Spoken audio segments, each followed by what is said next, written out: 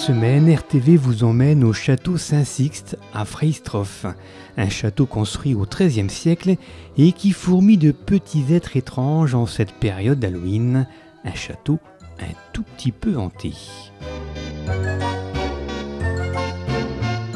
Mais il est juste avec des gentils fantômes et des gentils vampires, si on peut dire ça comme ça. Donc voilà, donc plutôt un château sympa à vivre et beaucoup de clients viennent pour ce festival des betteraves qui a lieu chaque année depuis plus de 20 ans.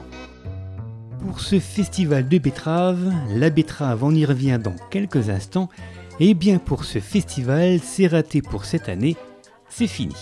Par contre, ce château accueille aussi de nombreux enfants, comme ceux inscrits au centre aéré de la Maison de l'Enfance de Rombas. Ils ont passé une journée ici à faire de nombreuses activités.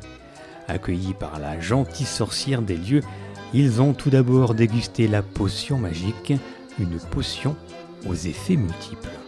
Ça peut faire pousser les oreilles, avoir des oreilles pointues, ou alors après avoir des verrues, ou avoir un nez crochu. Après voilà, c'est un peu... On peut devenir une sorcière ou un petit démon, je ne sais pas. Ça dépend des personnes. Elle est bonne cette potion magique ? Oui.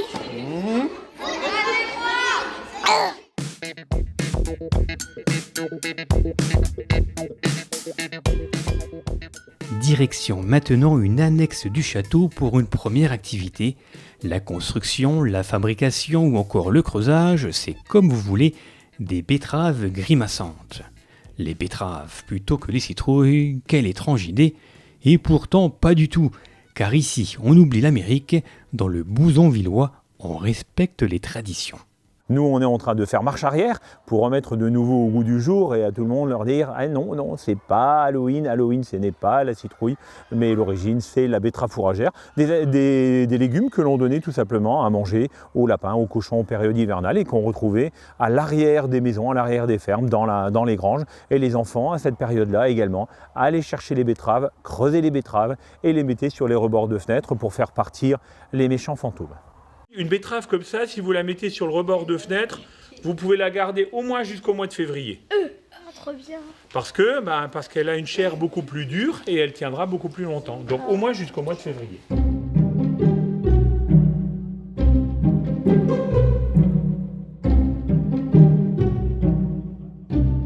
Donc je vous ai dit aussi justement que c'était le château des légendes. C'est pour ça que si on va s'approcher de l'épée là-bas, et ça va vous rappeler aussi une... Ce matin, on a fait l'atelier de creusage de betteraves, une visite du château. Cet après-midi, on va faire un atelier créatif pour que les plus petits puissent se poser et faire un atelier créatif sur la même chose, les fantômes et ainsi de suite. Après, on a beaucoup de jeux en bois. L'idée, c'est également de remettre au goût du jour les jeux en bois que l'on avait dans le passé. Et après, on ira sûrement faire quelques activités encore à l'extérieur, sans oublier la chasse au trésor, pour récupérer les bonbons chez notre gentille sorcière. Ce château qui propose une palette d'activités selon la période de l'année, Pâques, Halloween ou encore la période estivale, est donc l'endroit parfait pour accueillir des enfants. Mieux qu'un parc d'attractions, ici l'accueil est personnalisé et même familial, de quoi répondre aux objectifs pédagogiques et éducatifs de tout centre aéré. On est là pour que les enfants se socialisent, donc c'est très important qu'ils créent des liens entre eux. Ensuite, qu'ils développent leur imaginaire, donc là on est en plein dedans, donc c'est super. Et le troisième, c'est qu'ils deviennent un peu plus autonomes et plus responsables. Donc ça c'est vraiment tout le temps les trois gros objectifs, c'est le projet éducatif en fait de la Maison de l'Enfance. Et donc ça vraiment on le met en œuvre à chaque fois. Mais non, c'est parce qu'il s'est cassé avec lui. Et on s'amuse surtout. Et on s'amuse, les enfants s'amusent, on a une bonne équipe d'animateurs, pas mal de nouveaux. Et les groupes ils sont très homogènes, donc c'est super. Donc c'est vrai que des fois, quand on parle d'un château au Moyen-Âge, d'un château fort, on pense voir un château en hauteur, d'accord ? Alors qu'ici, effectivement, c'est pas un château qui a été construit en hauteur, donc c'est pas grâce à la montagne que le château a été protégé. À votre avis, des fois, qu'est-ce qu'on trouve autour d'un château pour le protéger ? Un pont ? Oui, un pont comment ? Un ponton. Ouais, c'est un ponton. Enfin bon, là, voilà, le ponton, il est plus par là. Mais là, c'est un pont, et il y a un pont qu'on pouvait lever, c'était un pont-levis. Un petit peu d'histoire, un zeste d'aventure, un brin de sorcellerie, un autre de créativité et encore un autre de voyage dans le temps.